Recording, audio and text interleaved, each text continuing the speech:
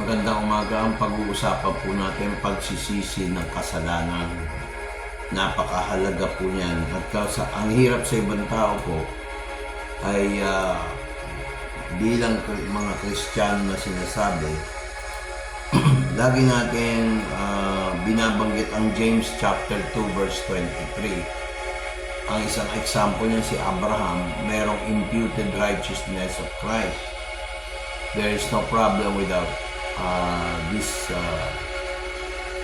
without emphasizing this, there will be a problem. Kaya lang, ang problema lang, makikita nga ng Panginoon ang righteous natin kay Kristo.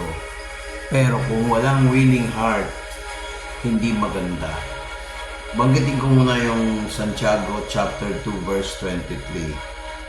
Ang sabi, and the scripture was fulfilled, which saith, Abraham believed God, and it was imputed unto him for righteousness. He was called the friend of God, at natupad ang kasulatan na nagsabi, at si Abraham ay sumampalataya sa Diyos, at yaoy ibinilang na katuwiran sa kanya, at siya'y tinawag na kaibigan ng Diyos. Napakaganda po nito, no? Tawagin tayo kaibigan ng Diyos. Pero marami sa atin minsan, porket kaibigan, kumpare, ginagamit pa yung pagiging kumpare, kumare, para lang gumawa ng kalokohan. Minsan, inaaway ka pa. Kaya minsan, namimili na ako ng kumpare, kumare. Masakit sabihin yan, pero may mga ganyan talaga. Tapos, ito pang, may maganda to, no? Si Santiago nagsabi. Pero paano kaya yung ano sinasabi ng Lord tungkol sa pagsisisi? No, hindi naman natin topic yung kumpare-kumare. Pero minsan, ingat po kayo. Ako namimili na ako ng kumpare-kumare. No? Pinipili ko talaga yan. Kasi sa Bible talagang mahigpit ang Diyos yan. Hindi dahil sa kumpare-kumare o kaibigan. Kung hindi yung character natin, minsan hindi natin nakikita yun. Sabi ni Lord God sa Isaiah 30 verse 15, sabi ganito, for thus saith the Lord God, the Holy One of Israel, in returning and rest shall ye be saved, in quietness and in confidence shall be your strength, and you would not. Sapagkat ganito ang sinasabi ng Panginoon Diyos ng banal ng Israel, sa pagbabalik at sa paghinga ay matitiwasay kayo, at sa katahimikan at sa pag-asa ay magiging ang inyong lakas, at hindi nyo inibig. This was the time nung nagsalita si Prophet Isaiah nung sinight itong chapter 30. Ang Israel ay isang magandang example. Whether it's in the past or in the future, pwedeng i-apply sa atin kasi kaya nga sinulat ang Bible para mapatunayan na talagang tama. Sabi rito, ang pagbabalik daw at pagpapahinga, matitiwasay kayo. Minsan, sa sobrang busy natin, ako naintindihan nga, sa sobrang pangangailangan, talaga nagtatrabaho tayo. Pero may sinasabi din ng Diyos na kailangan din natin magpahinga sa Kanya. Maaaring i-apply mo yan sa pagtatrabaho, hahanap buhay, or panandali ang parang time to rest. And worshiping, praising God is a form of rest. Sabi nga dito, sa pagbabalik at pagpapahinga ay matitiwasay kayo.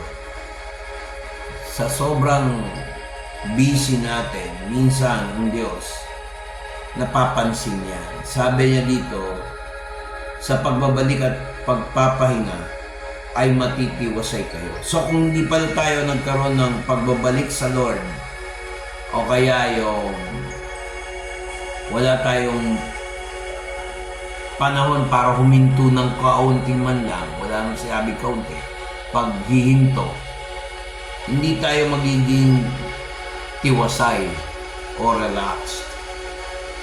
At ang sabi rin dito, sa katahimikan at sa pag-asa, magiging ang inyong lakas. There are times na minsan, pag pagod ka, o kaya gulong-gulong isip mo kung ano-ano nasasabi, naranasan ko din yan. I don't want to be a hypocrite. Pero huwag masyado naman, minsan konting misunderstanding lang kayo, mag-asawa o kaya mag-partner sa buhay o mga kaibigan, ang dami natin nasasabi. Mag-ingat po tayo. Pahingan natin ang ating bibig, ang ating tenga, at ang ating kilos. There are times that there is a time na kailangan we have to rest, pause for a moment before we do anything. Makina nga kailangan may warm up pa bagong paandarin. Ito pang sinasabi ng Biblia dito sa 30:15, at hindi ninyo inibig. One of the signs of a true Christian, excited siya sa praise and worship. Excited siya makinig sa salita ng Diyos. Magpuri, magpasalamat. And sometimes we are overwhelmed because of our need, because of our career, because of our name, our profession. Doon na tayo nakafocus, nakakalimutan na natin si Lord. Ganun tayong lahat, mga kaibigan. At yung iba, they are pretending, meron silang gawain na ganito. Kahit sa gawain ng Panginoon, nagiging religious na tayo, hindi na tayo nakafocus kay Christ. And then we will say, oh, ito na-accomplish ko, ikaw, ito na ko. Minsan kino-compare pa ng tao na, ito yung na-accomplish ko, ikaw ganito, wala ka na patunayan. Kino-compare yung accomplishment. Di ba sabi nga, hindi sa kanyang gawa. Ang gawa para sa tao, pero hindi pwede magmalaki. Kasi, pagka ganon, dinaig mo pa si Gideon. Si Gideon nga, ang dami nila pinili ng Diyos 300. Out of 10,000, thousands of army para umatake. Pero ang sabi ni Lord, akong kikilos. Sometimes we overdo it, we get tired, you are burned out. Kaya nga ito ang tip para hindi tayo ma-burn out. Sabi niya, for thus says the Lord God, the Holy One of Israel, returning and rest shall you be saved. Ibig sabihin, hindi pala porket nag-overtime, magiging okay tayo, no? Pero hindi ko naman sinabi maging tamad. Kaya nga sinabi niya, you shall be saved. In quietness and confidence shall be your strength. And you would not. Kita nyo? Quietness and confidence. And sometimes, because of our disappointments, we cannot handle our mouth. Kung ano na nasa heart natin na isasabi natin, ingat po tayo dyan. Ano sagot dyan? Pagsisisi. Sabi nga ni Jesus Christ, naalala ko, meron daw kagalakan sa langit, sa harapan ng mga anghel ng Diyos. Ng Diyos hindi Diablo. Ng Diyos. Na isang makasalanan na kagaya ko, kagaya mo, kagaya natin lahat, ay nagsisisi. Sabi niya ganon. Luke 15:10, likewise I say unto you, there is joy in the presence of the angels of God over one sinner that repenteth. Gayon din sinasabi ko sa inyo na may tuwa sa harapan ng mga anghel ng Diyos dahil sa isang makasalanang nagsisisi. Kailangan po magsisi tayo ng ating mga kasalanan. Do not make excuses. Marami dyan, they make excuses. Isa rin ako dyan minsan. Kaya merong imputed righteousness ang Diyos sa atin. Kaya lang, sa ngalan ng biyaya, marami akong kilala na nasira dahil sa pera, dahil sa pride. Sometimes they call themselves Christians. Pero tingnan mo ang patotoo nila, yung totoong ugali nila. Maingay. Masyadong maingay na they're already on the verge of being popular. Pero kung makahamak ng ibang tao, parang hindi Kristiyano. No? Sabi nga doon sa isang scripture, hindi na tayo pupunta ron kasi masyadong hahaba. Their belly is their God. Ang Diyos nila yung tiyan. Mahirap po yan, yung dinidiyos mo ang iyong tiyan. Walang taong hindi nangangailangan. Walang taong hindi gustong kumain na masarap. Walang taong hindi gustong mag-ambisyon ng kanilang career, education, or what we call business. Walang masama doon. Talagang dapat nga yung sinasangguni sa Panginoon. Kaya lang minsan, sa sobrang success, mapa sa ministry, yung mayabang. Mapa sa hanap buhay, yung mayabang. Mapagkaroon ng bahay at lupa o kotse, yung mayabang. Pero meron naman akong mga kilala na may kotse, may bahay, hindi naman mayabang. Baka misinterpret niya ako. Meron ng mga iba, nagkaroon na ng 3, 4 na kotse, mayayabang, nakatulong lang ng kapwa, nagyayabang. Ingat po kayo sa mga ganung tao at saka yung mga taong maraming nasasabi, ingat din po tayo. Kasi may tendency kahit tayo mag-ingat din kasi baka yung bibig natin ginagamit na ni Satanas, nagyayabang tayo sa ating mabuting gawa. Diyos lang ang pwede magmalaki mga kapatid. Tapos may mga tao din na opposite naman nun. Kung hindi nga mayabang, pero mahilig naman manumba, mahilig magreklamo, pinahiram mo na yung kamay, gusto pa yung braso. Huwag naman ganon.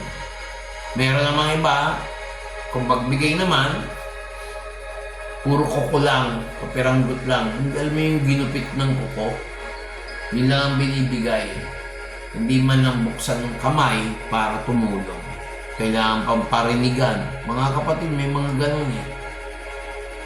Meron naman iba ginagamit ang kahirapan to capitalize.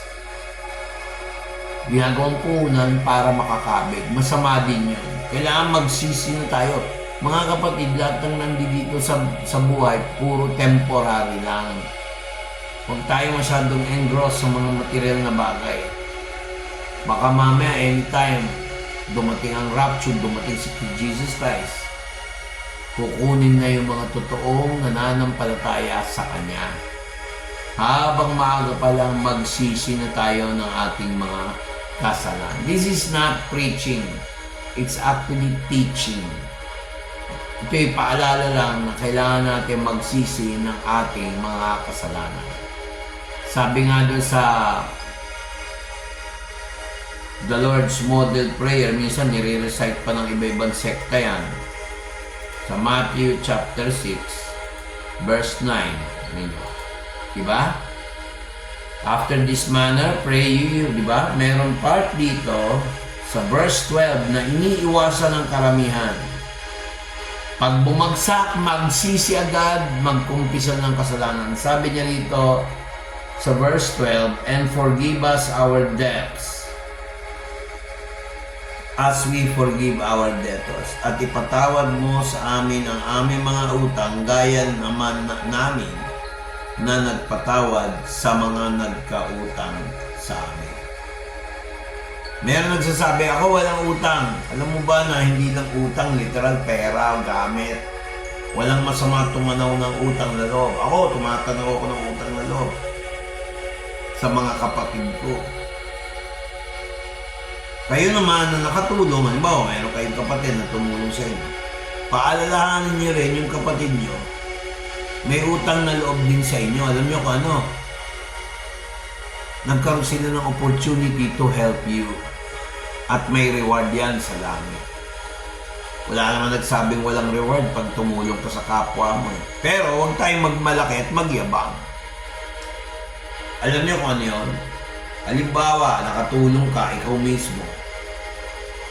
Kailangan di humingi din tayo ng tawad. Baka naman yung tinulungan mo na insulto. Pero hindi laging ganun ang case. Case-to-case basis. It's between you and God.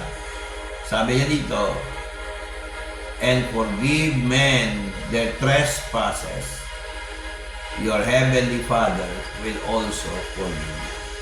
Sapagkat kung ipatawad ninyo sa mga tao ang kanilang mga kasalanan, ay patatawarin naman kayo ng inyong Ama sa kalangitan. Napakaganda, napakatamis ng solusyon ni Jesus Christ. Lahat tayo may shortcomings, pero ikumpisan natin sa Kanya. Huwag na sa tao, kasi marami pang masasabi, lalaki pa ulo. Minsan, sa kakasabi mo sa tao, kay kwento pa sa ibang tao, hihiyain ka pa. Nako, may mga ganyan tao. Hindi nila alam, pag hiniya mo ang isang tao, babalik ng Diyos sa'yo. Hindi po lahat ng panghihiya sa kapwa, yung tinatawag nating open rebuke daw yun. Hindi open rebuke. Ang open rebuke po with love. Hindi pwede yung hihiyain mo yung tao. Kahit may purpose ka maganda, kung hihiyain mo yung tao, hindi mo hinarap ng maayos, ay hindi din maganda yan. Ito yung isa sa mga natutunan ko. Minsan meron din tendency kahit ang mga pastor, nagkakamali rin. O ngayon, dahil nagkamali sila sa'yo, patawarin mo rin. Pero pag sila naman ay, ikaw naman na nagkamali, hindi naman po pwedeng hindi sila magpatawad. Kasi pag hindi sila nagpatawad, may utang sila sa Diyos. Hindi nyo ba napansin? Sabi sa English, and forgive them your trespasses as the Father will forgive you. Bakit sinunod yan dito sa verse 12? Forgive us our debts or debts. So, utang. As we forgive our debt. Ipatawad mo sa amin ang aming mga utang, gaya naman namin na nagpatawad sa aming mga utang sa amin. Ang hirap kasi mga kapatid. Ako naiintindihan ko yung mayroong mga parang example lang. Wala naman akong binanggit na pangalan. Hindi ako nagpaparinig. Ito'y totoo. Paminsan-minsan naman mga kapatid, kung ikaw naman ang may utang at hindi mo mabayaran, mag-sorry ka naman sa tao. Matuto ka naman magpakumbaba. Hindi yung patay mali siya lang, wala lang. Pero kung makilala mo yung tao minsan, kaya tahimik, kasi baka mapahiya.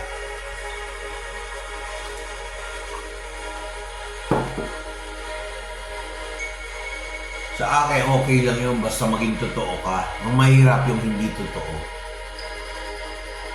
Ano ba naman yung salitang sorry? Sabi nga ni, sino ba yung singer na yun? Billy Joel. Sorry is the hardest word to say. Si ano yung Elton John naman. Kay Billy Joel, honesty, no, is hardly heard. And mostly what I need from you. Being honest is the most powerful word. Kasi pag sinabing honest, hindi lang salita yun. Hindi lang puro bla bla bla sa gawa. Truth sa salita. Pero it's not always correct to say the truth. Or being honest, sasabihin mo sa tao, depende yan. Kasi minsan nakakasira. O halimbawa, ang truth ay utangero yan, daming utang yan. Kinuwento mo sa ibang tao, parang naninira ka nun, kahit totoo. Depende kung meron ka ring purpose. Kung ang kakausapin mo, yung hindi pala kwento sa iba. Kaya ako kinuwento to, itong topic na to, yung paghingi ng patawad. Maraming Christians na nagsasabing Kristiyano pero hindi marunong mag-sorry. Maraming tao nagsasabing Kristiyano siya, pero nagtatangi. Mahilig kumampi kahit mali. Alam mo, minsan, yan ang isa sa mga problema, yung judgmental spirit. I hope, hanggang dito na lang tayo, I hope na bless kayo dito sa recording na to. Live. No? Wala pa ng recording, live pala to. Na hindi kayo na-offend. Ito'y paalala lang sa bawat isa, kahit ako, hindi ako exempted. Merong mga video ngayon, nagsasabi na ang sign of the times, the end times, na fulfill na raw ang rapture. Whether it's fulfilled or not, ito ang tanong. Are we prepared? Kasi hindi pwede yung sabi ni ganito, sabi ni ganon, ito na yung panahon. Dapat anytime, maaaring ang paniwala mo, mid-trib, pre-tribulation, mid-tribulation, post-tribulation. Sa akin, everyday is tribulation. Pag meron kang capacity magkasala, nasa laman ka pa, may limitasyon. Yun ang mensahe ng Diyos. Maaaring maging theologian ka, sabihin mo, pre-trib ako. Pre-tribulation. Alam ng mga totoong Kristiyano na nagsusuri sa Bible. Meron sasabi, ako mid-trib. Pero lahat siya may Bible verse, may sitas. Pero isa naman sasabihin, post-tribulation. Pero ang totoo niyan, isa lang ang mensahe ng Diyos. No one knows the hour of His coming. So yung coming ni Jesus Christ, two phases yan. Yung rapture, kasama ang mga saints. Pag sinabing saints, yung mga tumanggap kay Kristo. Yung pangalawa naman, yung judgment na. So, two phases. Phase 1, kumaga sa subdivision, phase 1, phase 2. So, yun na ho, paalala, matuto po tayo magsisi ng ating kasalanan. May pagkukulang man o walang pagkukulang, ikumpisal natin sa Diyos. Huwag tayo masyadong busy, exposed sa mga lakad. Walang masama mag-enjoy. Bakit hindi? Pinaghirapan mo yan, nagtrabaho ka, o kaya merong nagbigay sa'yo, gusto natin sila appreciate. Amen yun. Pero, huwag munang kaligtaan ang praise and worship, lalo na tuwing Sunday. Yan ang problema. Pangalawa, pakikikapwa-tao, he cannot please anyone. So, all you have to do is talk to God. More than your pastors, more than other people. Kausapin mo si Jesus, hindi tayo magkakamali. Amen ba? God bless.